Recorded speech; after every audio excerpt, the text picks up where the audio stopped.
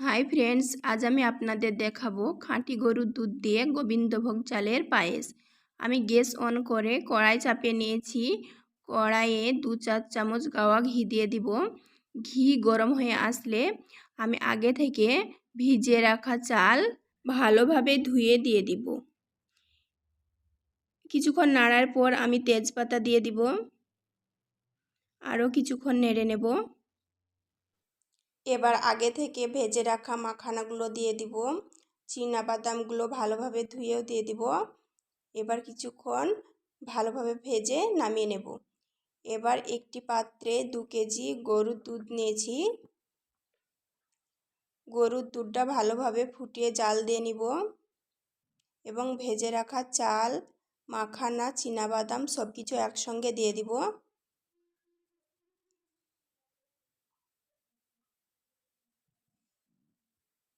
সব কিছু দেওয়ার পর আমি গ্যাসটি মিডিয়াম আঁচে দিয়ে ভালোভাবে জাল দিব আর নাড়তে থাকবো।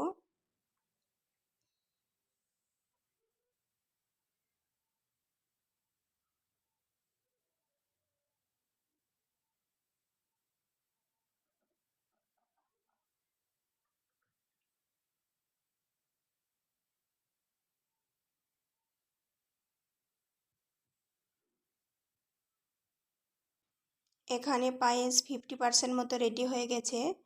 এবার সামান্য লবণ দিয়ে দিব।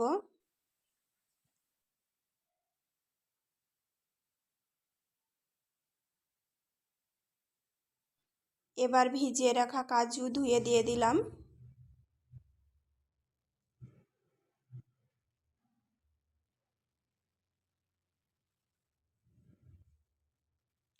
ভিজিয়ে রাখা কিশমিশ ধুয়ে দিয়ে দিচ্ছি।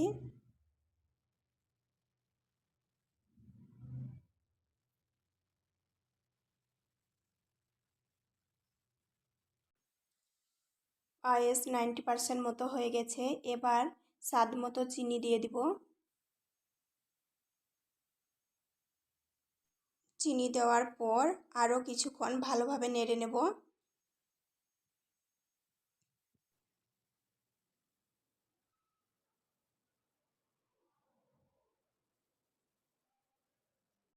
কিছুক্ষণ নাড়ার পর আমি আগে থেকে ভেজে রাখা এলাচ মৌরি গুঁড়ো করে রেখেছি, এগুলো উপর দিয়ে দিয়ে দিব।